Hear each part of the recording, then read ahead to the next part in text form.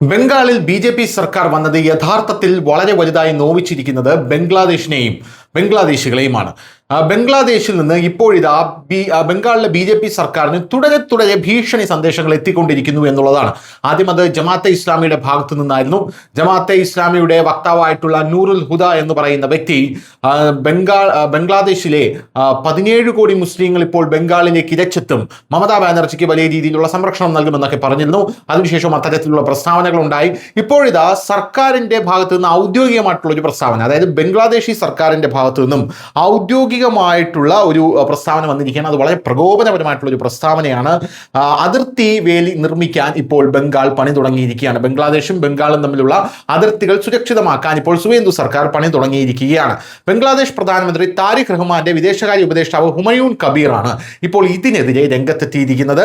മുള്ളുവേലി കാണിച്ച് ബംഗ്ലാദേശിനെ ഭയപ്പെടുത്താൻ ശ്രമിക്കാമെന്ന് ആരും വിചാരിക്കേണ്ട എന്നാണ് ഇപ്പോൾ ഇയാൾ പറഞ്ഞിരിക്കുന്നത്. ഇന്ത്യ ബംഗ്ലാദേശ് അതിർത്തിയിൽ വേലി കെട്ടാനും സുരക്ഷ വർദ്ധിപ്പിക്കാനുമുള്ള ഇന്ത്യയുടെ സമീപകാല തീരുമാനങ്ങൾക്ക് ശേഷമാണ് പ്രതികരണം. അതിർത്തി തർക്കങ്ങൾ സംഭാഷണത്തിലൂടെയും മാനുഷിക സമീപനത്തിലൂടെയും മാത്രമേ പരിഹരിക്കാൻ കഴിയൂ എന്ന് കബീർ ഊന്നി പറയുകയാണ്.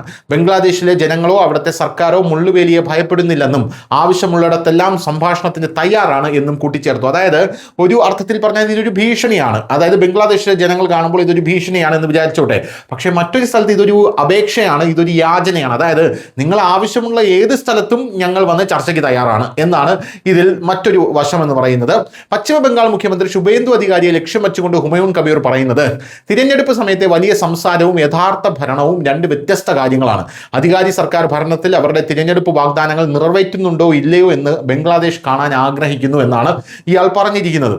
പശ്ചിമ ബംഗാളിലെ അധികാരമാറ്റത്തിന് ശേഷം പുഷ് ബാക്ക് ഉണ്ടായാൽ ധാക്ക ഇക്കാര്യത്തിൽ കർശന നടപടിയെടുക്കുമെന്ന് ബംഗ്ലാദേശ് വിദേശകാര്യമന്ത്രി ഖലീലുർ റഹ്മാൻ നേരത്തെ മുന്നറിയിപ്പ് നൽകിയതായിരുന്നു. എന്തായാലും ബംഗാൾ സർക്കാരിന്റെ വലിയ തീരുമാനം എന്ന് പറയുന്നത് BSF ജവാന്മാർക്ക് ഇപ്പോൾ വേലി പണിയാൻ ഭൂമി വിട്ടു നൽകുക എന്നുള്ളതാണ്. അതിൽ നിന്ന് ഒരു ഇഞ്ച് പോലും ബംഗാൾ സർക്കാർ പുറകിലേക്ക് പോകില്ല. News desk news Malayalam.